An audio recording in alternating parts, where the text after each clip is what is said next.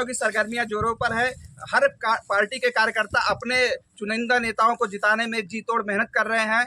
इसी परिप्रेक्ष्य में आज हमारे साथ भारतीय जनता पार्टी के बस्ती के पिछड़ा वर्ग मोर्चा के जिला अध्यक्ष ब्रह्मदेव यादव जी मिले हैं। आइए जानते हैं कि वो जनता के बीच में किन मुद्दों को लेकर के जा रहे हैं और जनता उन्हें क्या जवाब दे रही है। भारतीय जनता पार्टी इस समय 400 पार के लिए काम कर रही है। भारतीय जनता पार्टी तो कर रही है 400 पार, लेकिन जनता कर रही है 450 पार। जी, आप भी पिछड़ा वर्ग के नेता के रूप में जाने जाते हैं और इस चुनाव में भी इंडिया गठबंधन से भी पिछड़ों के एक कद्दावर नेता के रूप में राम प्रसाद चौधरी मैदान में हैं। ऐसे में पिछड़ा वर्ग समुदाय किसके तरफ जाएगा? पिछड़ा वर्ग समुदाय का कोई संख्या ही नहीं है। लौह पुरुष सरदार पटेल जी से लेकर स्वर्गीय चौधरी चरण सिंह को अभी हाल ही में भारत रत्न दिया गया। ये पिछड़े समाज के लिए गौरव की बात है। आप देख रहे होंगे अनुप्रिया पटेल लगातार भारतीय जनता पार्टी के साथ हैं। आप देख रहे होंगे अभी एमपी के मुख्यमंत्री आदरणीय मोहन यादव जी हैं, और इसी क्षेत्र के जहां आप खड़े हैं भारतीय जनता पार्टी के प्रदेश महामंत्री हैं और आपके मंडल के विधान परिषद सदस्य भी हैं। तो पिछड़ों का सम्मान, दलितों का सम्मान सबसे ज्यादा भारतीय जनता पार्टी में हो रहा है। लखनऊ से लेकर कुशीनगर तक राज किसका था, हम उस शब्द में नहीं जाना चाहते, क्योंकि ये राजनीति है भाई, उनकी अपनी राजनीति है। भारतीय जनता पार्टी सर्व समाज की पार्टी है, सबको साथ लेके चलती है, सबका विकास करती है। तो भारतीय जनता पार्टी ही सबसे ज्यादा पिछड़ों का सम्मान भारतीय जनता पार्टी को में है। और एक बात और आपको बता दूं, अभी एक आयोग बना था पिछड़ा वर्ग आयोग। आज तक कांग्रेस पार्टी की सरकार 2014 के पहले रही है, कभी सपा के साथ, कभी बसपा के साथ। तो कांग्रेस ने आज तक पिछड़ा राज्य को संवैधानिक दर्जा नहीं दिया था। उसको अगर दर्जा दिया तो मोदी जी की सरकार ने दिया, तो पिछड़ा क्यों नहीं रहेगा मोदी जी के साथ? सबसे ज्यादा सम्मान, सबसे ज्यादा मंत्री पिछड़ों के। अगर मैं बोलना चाहूँ घंटा भर आप बोलवाइए पिछड़े पे मैं बोलूँ, कोई दिक्कत नहीं। भारतीय जनता पार्टी तो आरक्षण के खिलाफ जा रही है, क्या कहेंगे? एक कौन कह दिया आरक्षण के खिलाफ?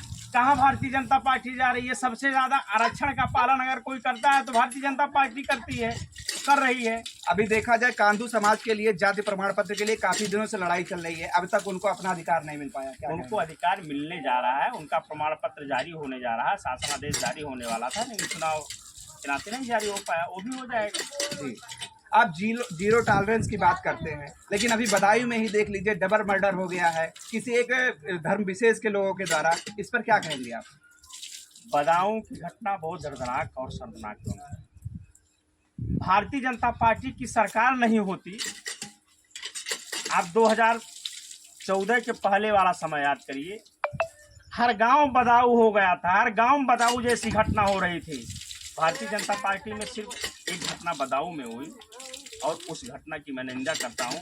और जिस तरह से मुस्लिम समाज के लोगों ने हिंदू समाज के घर पे चढ़कर हत्या की है, ये बहुत गलत है। लेकिन भारतीय जनता पार्टी ने तत्काल योगी जी ने कार्रवाई किया, इनकाउंटर हुआ, लोगों को जेल हुआ तत्काल। इसमें तो कोई समझौता नहीं है। भारतीय जनता पार्टी ने जो कहा था उससे ज्यादा देश के लिए, समाज के लिए, पिछड़े वर्ग के लिए, दलित समाज के लिए सबसे आपको काम गिनाऊं तो आप यहीं देख रहे होंगे राम जानकी मार्ग से लेके।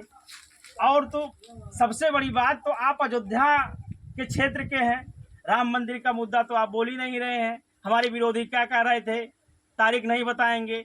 इतना भव्य उद्घाटन हो गया, सारे लोग दर्शन कर रहे हैं, धार्मिक भावनाओं से ओतप्रोत है क्षेत्र।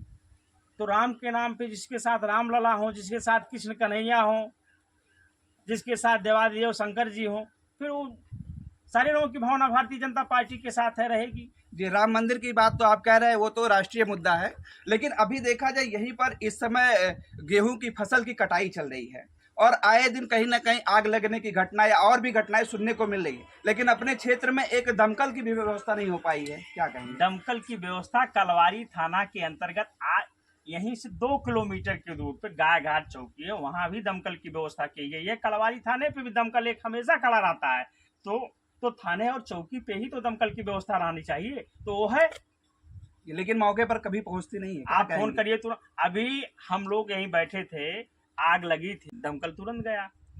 अब दमकल तो टेलीफोन जाएगा, जाने में तो 4 मिनट 10 मिनट लगेगा। लेकिन जब तक दमकल पहुंचता है तब तक आग बुझ चुकी होती है, क्या कहेंगे? अब इस पे हम क्या कहें कि अगर 10 मिनट में आग बुझ जाए, 10 मिनट में दमकल जाए, तो इस पे हम क्या कर सकते हैं। जी, तो ये रहे भारतीय जनता पार्टी के पिछड़ा वर्ग के जिला अध्यक्ष देवा यादव जी। इन्होंने जनता के बीच में अपने विचार व्यक्त किए और इन्होंने चुनावी रणनीति पर भी खुलकर बात की।